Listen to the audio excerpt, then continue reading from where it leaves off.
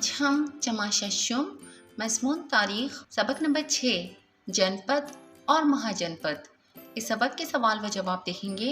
अगर आपको हमारा वीडियो पसंद आए तो इसे लाइक, शेयर और सब्सक्राइब ज़रूर करना और बेल आइकॉन को ज़रूर दबाना ताकि अगली वीडियोस की नोटिफिकेशंस आपको मिलती रहे। तो चलिए शुरू करते हैं सबक नंबर 6 जनपद और महाजनपद सवाल व जवाब। सवाल नंबर 1 है, एक जुमले में जवाब लिखिए। उसका नंबर 1 है, जनपद से क्या मुराद है? तो इसका जवाब लिखना होगा, माबाद वैदिक ज़माने में बर्र-ए-ज़ाग़िर हिंद में जो छोटी छोटी रियासतें थीं उन्हें जनपद कहा जाता था। उसी का नंबर 2 है, महाजनपद से क्या मुराद है? तो इसका जवाब इस तरह लिखना होगा, जिन जनपदों की जोग्राफियाई हदें वसी होकर ज़्यादा ताकतवर हो गई उन जनपदों को महाजनपद कहा जाता था। उसी का नंबर 3 है, बुद्ध मज़हब की पहली कॉन्फ्रेंस कहाँ मुनक़द हुई थी? तो इसका जवाब है, बुद्ध मज़हब की पहली कॉन्फ्रेंस मगध रियासत की राजधानी राजगिरह में मुनक़द हुई थी। और नंबर 4, औज़ान की पैमाइश का मेयारी तरीक़ा किसने राइज किया? तो इसका जवाब है, औज़ान की पैमाइश का मेयारी तरीक़ा नंद राजा ने राइज किया। अब सवाल नंबर 2 है, बताइए तो भला। उसका नंबर 1 है, मौजूदा महाराष्ट्र का कुछ हिस्सा उस दौर की किस जनपद से घिरा हुआ था? तो यहाँ हमें लिखना होगा अशमक। नंबर 2, जनपद के मामर अफराद की कौन सी परिषद हुआ करती थी? तो यहाँ हमें लिखना होगा गण परिषद। नंबर 3, जिस जलसागाह में बहस व मुबाहिसा हुआ करता था उसे क्या कहा जाता था? तो उसका जवाब लिखना होगा संथागार। नंबर 4, गौतम बुद्ध का ताल्लुक किस जमहूरी रियासत से था? तो यहाँ हमें लिखना होगा शाक्य। और नंबर 5, रियासत मगध में फौज की 4 किस्में कौन सी थी? तो इसका जवाब है प्यादा, घुड़सवार, रथ सवार और हाथी सवार। तो इस तरह से इसे मुकम्मल करना होगा।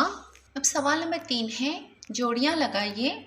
यहाँ पर सुतून अलिफ और सुतून पे दिए गए हैं और इनकी हमें सही जोड़ियाँ लगानी होंगी। नंबर 1 है संगति, तो इसकी जोड़ी हमें लगानी होगी परिषद से। नंबर 2 धनानंद, इसकी जोड़ी हमें लगानी होगी नंद राजा से। और नंबर 3 पाटलीग्राम, तो इसकी जोड़ी हमें लगानी होगी अजात शत्रु से।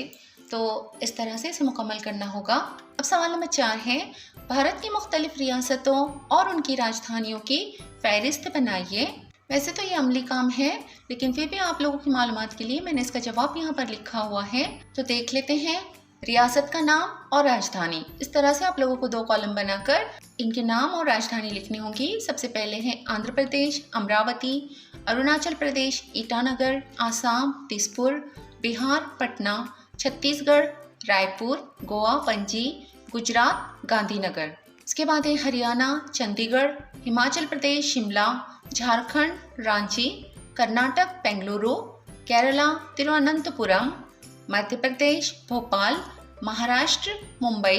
उसके बाद है मणिपुर इम्फाल, मेघालय शिलोंग, मिजोरम आइजॉल, नागालैंड कोहिमा, उड़ीसा भुवनेश्वर, पंजाब चंडीगढ़, राजस्थान जयपुर।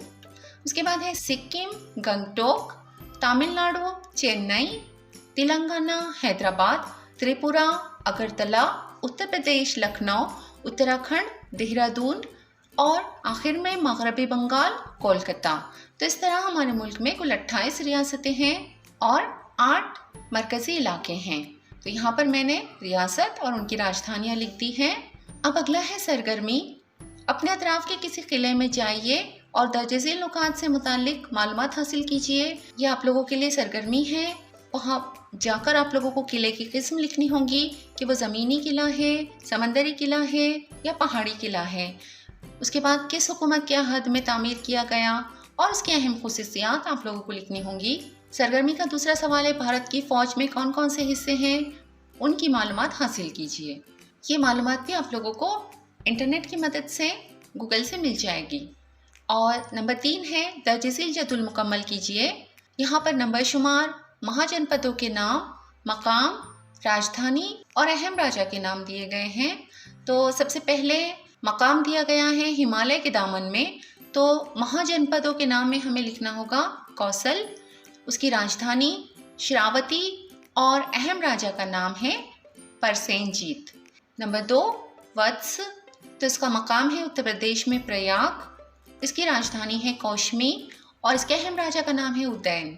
नंबर 3 पर परदेवत लिखा हुआ है राजा का नाम, तो इसकी मदद से हमें इसके महाजनपद का नाम लिखना होगा अवंती और मकाम लिखना होगा मध्य प्रदेश के मालवा में और राजधानी लिखनी होगी उज्जैनी।